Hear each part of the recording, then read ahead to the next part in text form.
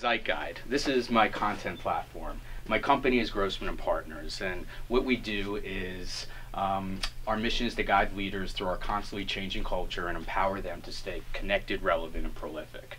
You know, as Simon said, most of you know me from this experience, and don't you love the image? It's so funny, right? And I worked for Brian Grazer for 4.5 years, and he called me his cultural attaché, and basically my job was to connect him to worlds, ideas, and interesting people outside the entertainment industry. So many of you who do know me, that's what I did. Those of you who don't know me, those people who don't know me, that's what I did. Those people who know me, you knew that this is what I did every day, 24 hours a day for 4.5 years. Great experience, and it led me to, produce basically my own company. And now I had this vision where there were other executives in other industries who would be just as curious as Brian and would want to learn about things so that they can stay relevant and prolific.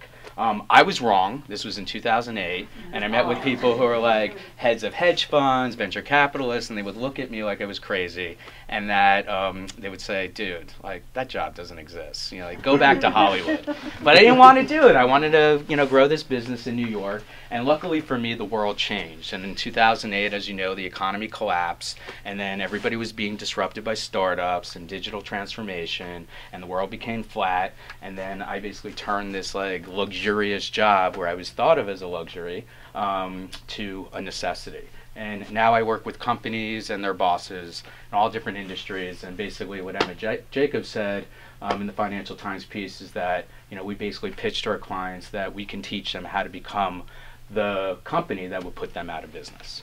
So that's what we did. And how do we do it? So it started with me in my kitchen and an intern 4 years ago, and now we have 5 full-time employees, and they're all researchers. And this is actually the first page of the Zeitguide, which I'm going to talk to you about in a minute. And basically all day long, my researchers are distilling tons and tons and tons of content while all of you guys are doing your real jobs. So we go through industry reports, financial reports, white papers, tweets. This is our Zeitguide machine, and we call it Find, Filter, Focus. Now, I'm sure every one of you have these newsletters you get in your inbox every day. There are some that are favorites of yours, but basically we go beyond just the list of the list of articles that you need to read. We're basically not just curating it, we're actually telling you like the bit of the story that you need to know and how that brings the narrative forward in terms of the cultural zeitgeist and how it affects businesses. So again, Find, Filter, Focus. So those of you who can't have us as part of your company, or those who are not our clients, we do a cultural compendium once a year that distills all the information that we talk about in every industry. So, we have business, and, I wish I could tell you, the 5 pages of what we say about the business world, but this chapter really, or this image is really just about that this was the year that the big guys woke up, mergers and acquisitions are taking place in all different industries, Time Warner and yours, if that happens. And also we teach this concept called startup. Inside information? Sorry, what? Did you just give inside information? Well, I don't work with them, so it's just my perspective. So like you see like these little guys here. So our clients who are mainly like more of the established legacy companies, we teach them this concept called startupification. So how do legacy companies become more like the ones that are succeeding, the startups? Like how do they change their culture? How do they change their leadership style? And this chapter is all about that and everything else you need to know. Retail, this image, the artist is Christopher Porter, by the way. He's somebody I collected, and I just had him do this so I could raise the value of my art. So, but no, I was just kidding. So the retail, it's all about like green retail fashion. As everybody's eating and healthy food and sustainable foods, that is actually being transferred to the retail industry. And the big idea, or the holy grail of what's happening in the retail industry now, is like how do you create they call it Omnichannel Experience. It's about how do you get consumers to buy any anything because the conversion rate on e-commerce is still 3 to 5%, and people are going to stores, and there is the concept called showrooming, where they'll take a picture and they'll look it up and try to get the prices. And now everybody wants everybody to go into their store because that's where their purchases take place. And in New York right now, the big story is that Terry Lundgren, the CEO of Macy's, is putting $400 million into the store to create like this cultural mecca.